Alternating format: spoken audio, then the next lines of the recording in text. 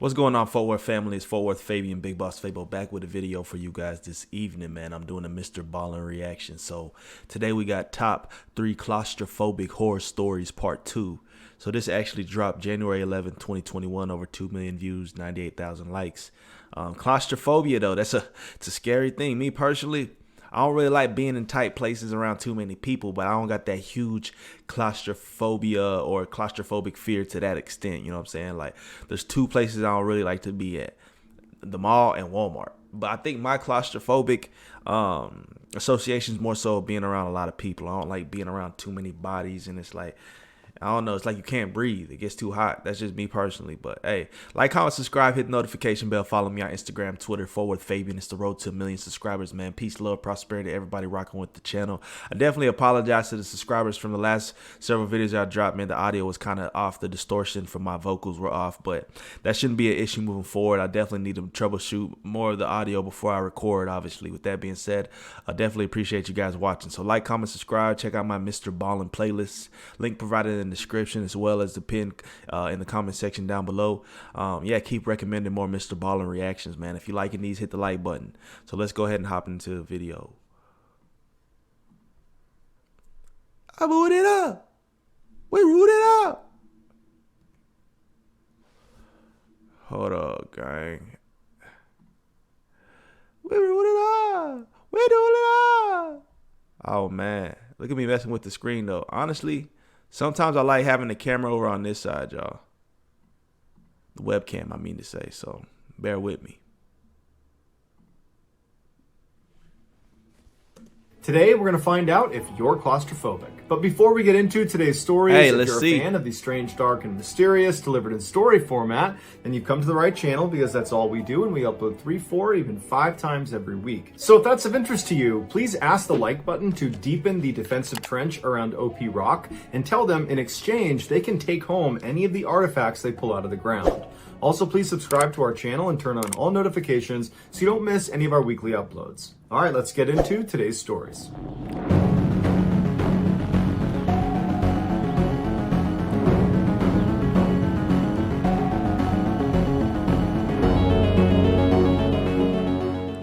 33-year-old Nicola Raybon was a nurse who also studied criminology in college. In January of 2012, she was thrilled to move into a new house in Lancashire with her partner John and her 2 kids. And then later that month, she and her family flew out to the Caribbean island of Antigua to attend her father's second marriage. Living large, living large. Excited for her father, she was mostly just excited about the pampering she was going to get from the 5-star hotel she was staying in. On the first night they arrived, Nicola went down to the bar to have a couple drinks with her friends. Now, Nicola was not known for being a big drinker or partier. In fact, she was more well known for her work with different charities and for being a really dedicated mother. In fact, one time, after her children were named mascots for a local soccer team, Nicola apparently lost sleep. She was so excited for them. After Nicola had a few drinks, her friends said they were going to leave and go to a restaurant to grab some dinner, and they asked her if she wanted to come. And Nicola declined, and she said, you know what, I'd rather just go watch the sunset up on the beach. You guys have a good time. After her friends left, Nicola walked up the steps onto the beach. She took her sandals off and took her phone out of her pocket,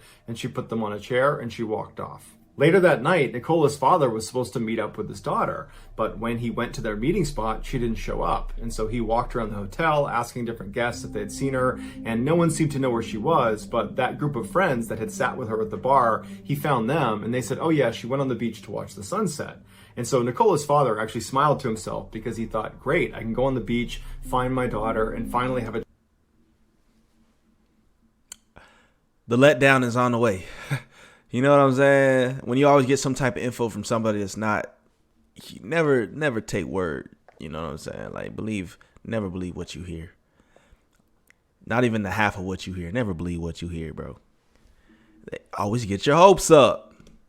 A chance to have, a one-on-one conversation with her, because ever since I got to Antigua, I've been surrounded by guests and I barely had a chance to talk to her. And so Nicola's father walks up to the beach and he looks around and he doesn't see his daughter, and it's starting to get dark, so he figures, you know what, I'll give her a call. And so he calls his daughter and she doesn't pick up. And he thinks, okay, she probably just isn't looking at her phone. After that, he called Nicola's partner, John, and he picked up and he said, no, I haven't seen her. The last I heard, I thought she was going to the beach. That's what her friend said. And Nicola's father said, yeah, that's where I am and I can't find her, but I'm sure she's somewhere. And so after he hung up with John, Nicola's father went back into the hotel and he asked Nicola's kids if they had seen her, and they said no. And so now, feeling a little bit concerned, Nicola's father rounds up a couple of guests to go help him look for his daughter. And so they go up on the beach, and one of them quickly discovers Nicola's cell phone and sandals sitting on that chair near the hotel. And so right away, it just seems like this is a big red flag. What happened, y'all? What happened to her? She doesn't have her phone. And so now Nicola's father is really worried, and he calls the police. Then at some point, as the search party moved farther and farther down the beach, they heard the sound of someone screaming in the distance. And it sounded like a woman, and Nicola's father said it sounded like his daughter.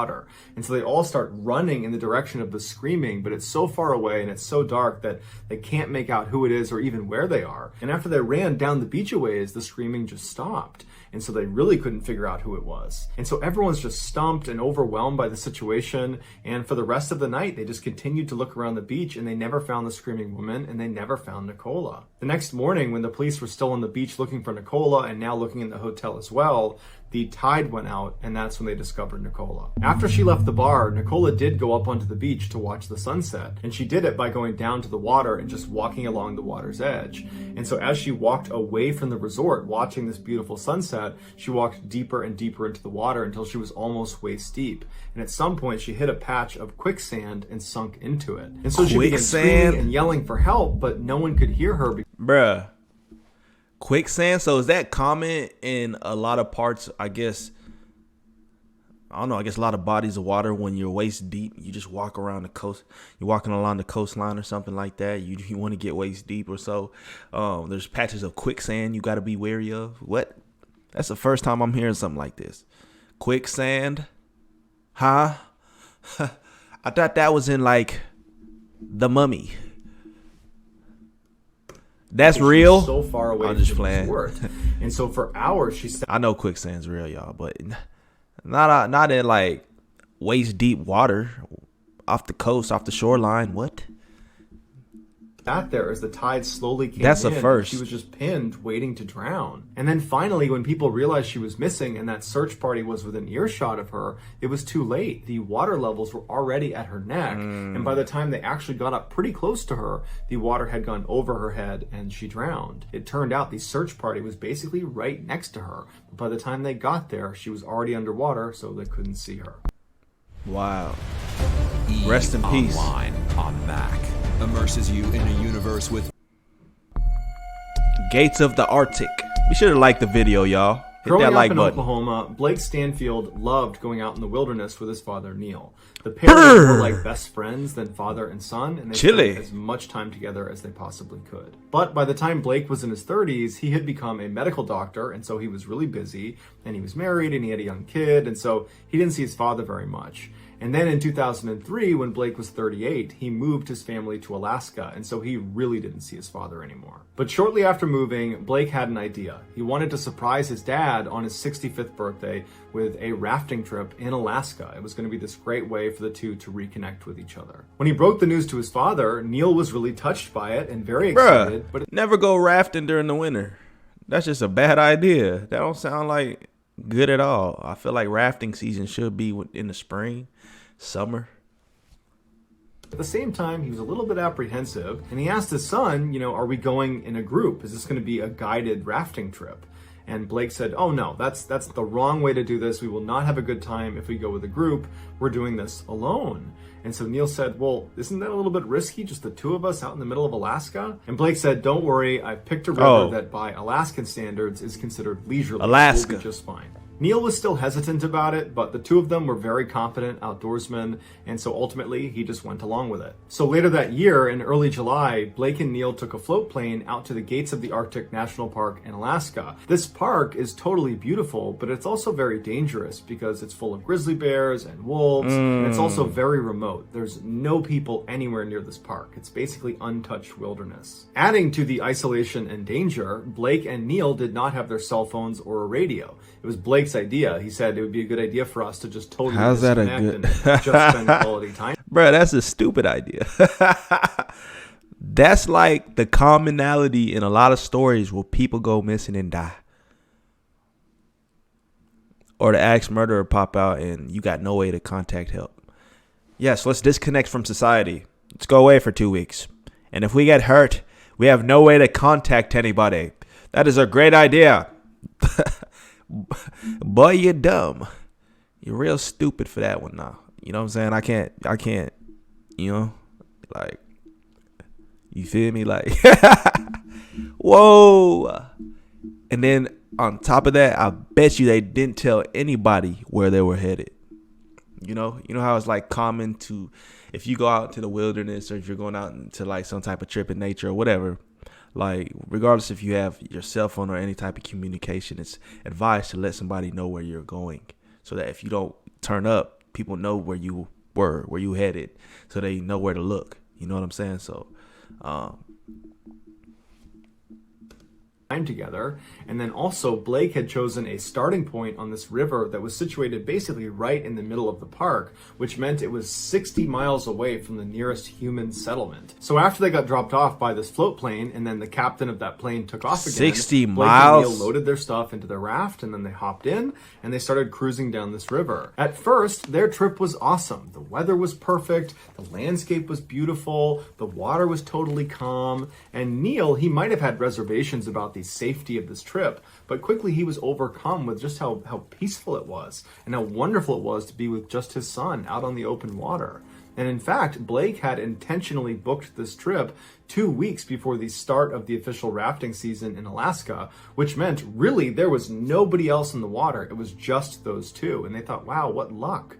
Except it turns out there's a very specific reason why the rafting season starts when it does in Alaska, because that's the earliest the ice melts in the river and it becomes safe to travel on. After 2 hours of peace and tranquility out on this river, Blake and Neil started to notice these large ice chunks in the water ahead of them, and they were easy enough to get around, but as they kept moving, the current was picking up and these ice chunks got bigger and bigger until they started being these huge sheets all across the edges of the river where there was only a narrow strip of water they could travel through.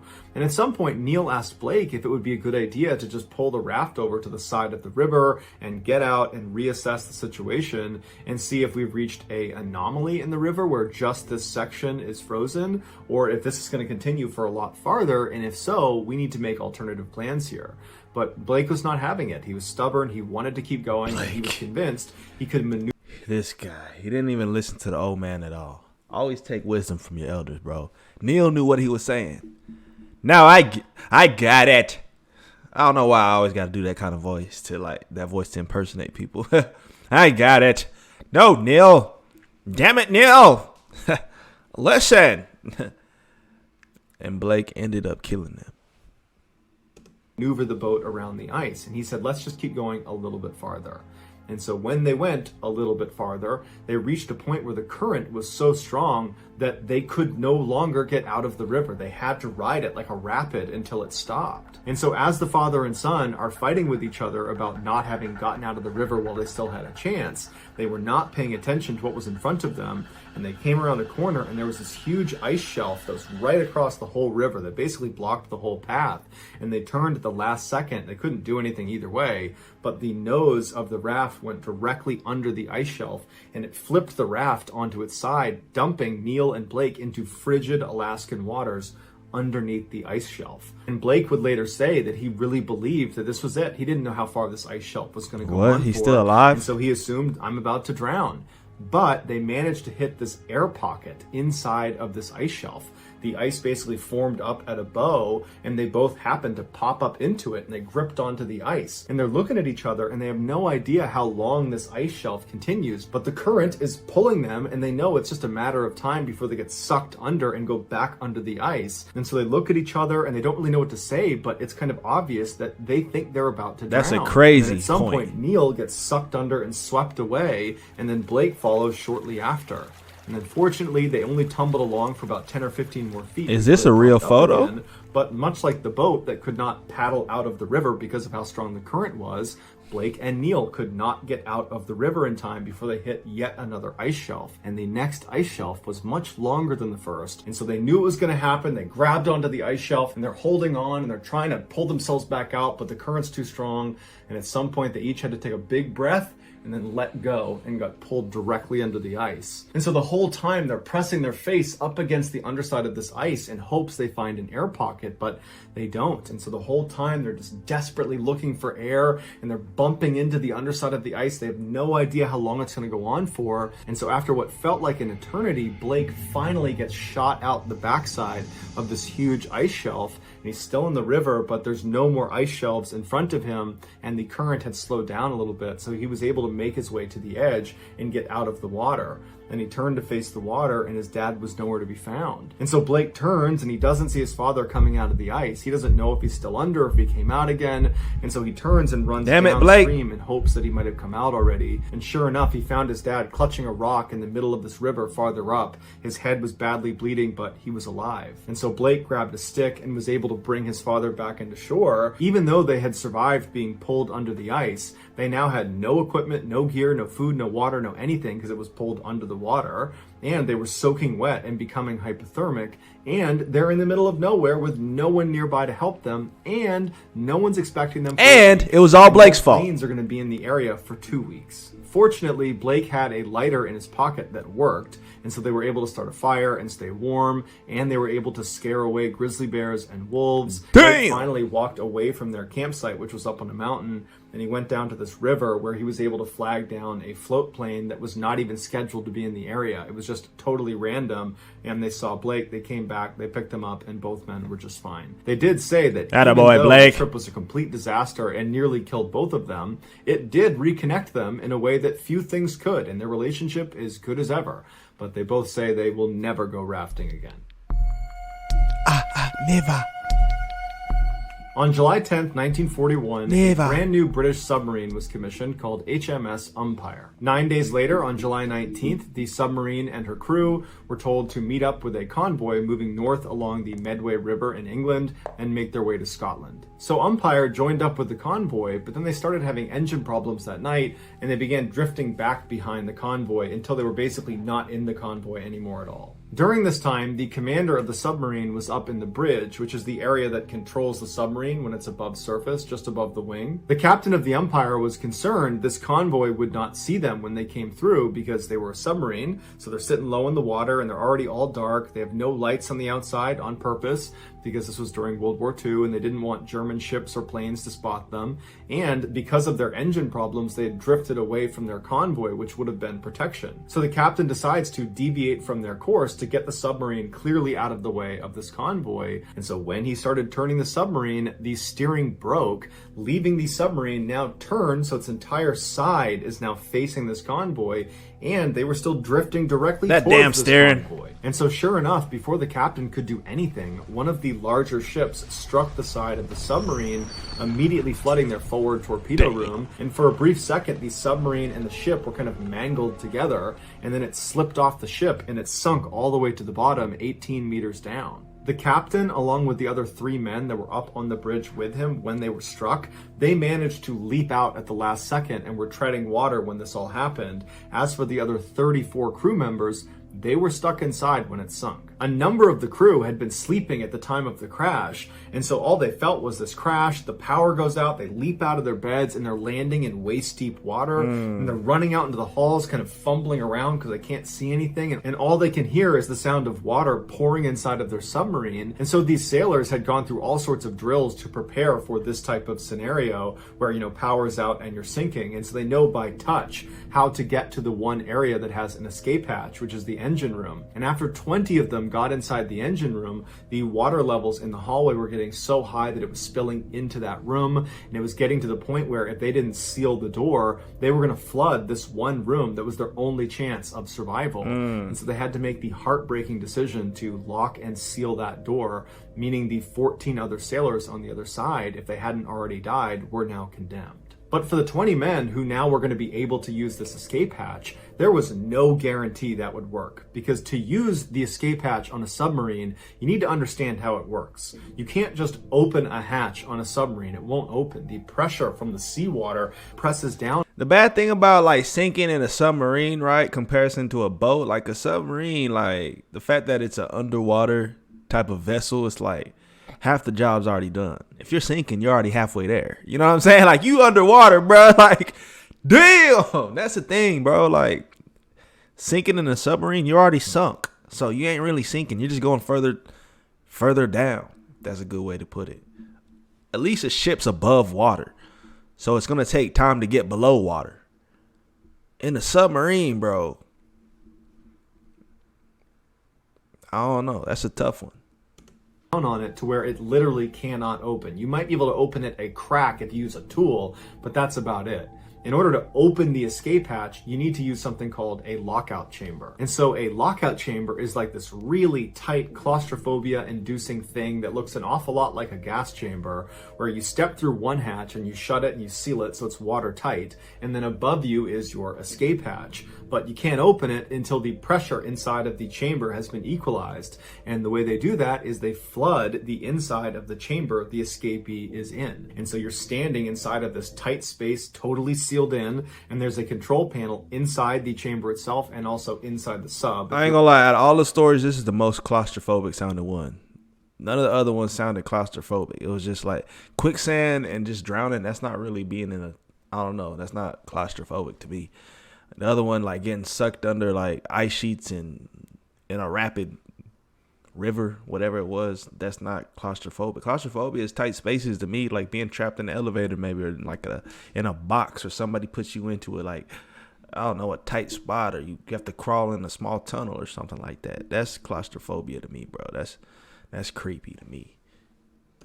You're lucky enough to have someone do that for you. You turn on the chamber, at which point water is dumped inside of this tight space you're in until it's completely full and you're holding your breath, at which point you've now equalized. The pressure inside the chamber is equal to that outside, and you can actually open the hatch. So the person inside on a breath hold undoes the hatch, opens it up, and then hopefully your swim isn't too far because you're already on a breath hold, and you swim to the surface. And during World War II, submariners were outfitted with a special piece of equipment if they ever needed to leave via the escape hatch, and it was their Davis escape gear, which is basically this life jacket that's uninflated, and when you manually activate it, it suddenly inflates, and so when you go through that hatch, you would activate it, and it would assist you to get to the surface. And so after those 20 sailors had decided to seal off the engine room, they immediately shifted focus and began getting guys into the escape hatch. And one of their most junior sailors, a guy by the name of Killian, said he would stay inside the room and operate the control panel so everybody else had the best chance of getting out of the escape hatch.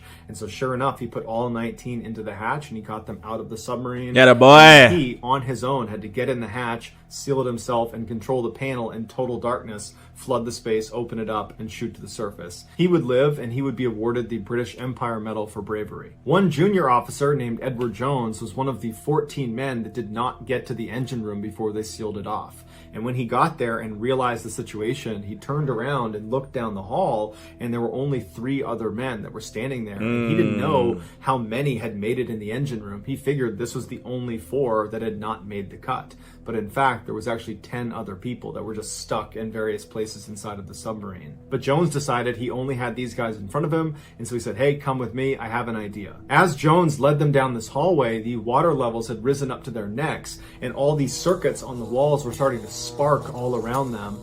And so Jones led them to the middle of the submarine, and then he turned and went up into the control room. And then from the control room, he went even farther up into what's called the conning tower. The conning tower is a submarine's main attack center. It's where you have those periscopes they look around in, and it also has the firing buttons for their torpedoes. It is not designed to be an escape hatch, because once you flood the conning tower, there's no control panel like there is on an escape hatch to drain the water that was used to equalize in order to open the hatch. So once the water's in, it's either you get to the surface or you drown. Also, in order to exit out of the conning tower, you need to go through this very narrow tube that goes straight up, and it's got a ladder through it that can barely fit one person climbing up, meaning the people at the bottom of the ladder will have to hold their breath a lot longer than the people at the top. So Jones and the other 3 sailors, they get to the conning tower and they seal the hatch at their feet, so blocking the hallway flood from coming into where they are. And they realize that even though they have to do this, there are no other alternatives here, that realistically 1 or 2 or more are going to die in the process of just trying to get out of the submarine. But it was all they could do, so they made peace with their decision. They climbed up and they opened the hatch just enough to let water come in, but quite a bit started coming in. The men wedged themselves as high up in the tunnel as they possibly could, but obviously not everybody could get all the way up to the hatch. That's the thing, bro. It gets so slim that you gotta you sacrifice. Some men just don't make it. It's like one by one you losing folk. And Edward Jones and one other were up towards the top, and Jones would say that at first they were talking and praying, and then when they started feeling the water get closer and closer to their heads, they went silent. And then Jones remembers keeping his hand on the one man that was below him, and when his hand was wet, he knew the 2 men below him were completely submerged, and then the water came up to his face, covered his head, and at that point he opened it up and they swam out. Of the 4 men in the conning tower, only Edward Jones and the other guy who was high up in the tunnel with him made it to the surface. All told, only 14 of the 38 total crew survived the accident. So that's going to do it, guys. If you found the secret in today's episode, let us know in the comments what it is. And all right, there's MrBallen 3 claustrophobic horror stories. That's part 2, man. I'll probably end up getting through. I'm doing a lot of these, just in general in the series, so I'll probably end up getting through most of them, as well as other ones, as far as different categories he does, like different stories he tells. So let me know some of y'all's favorites, ones y'all want to see reactions to. Like, comment, subscribe, hit the notification bell. Follow me on Instagram, Twitter, FortWorthFabian. It's the road to 1 million. Peace, love, prosperity. We'll catch you guys in the next video.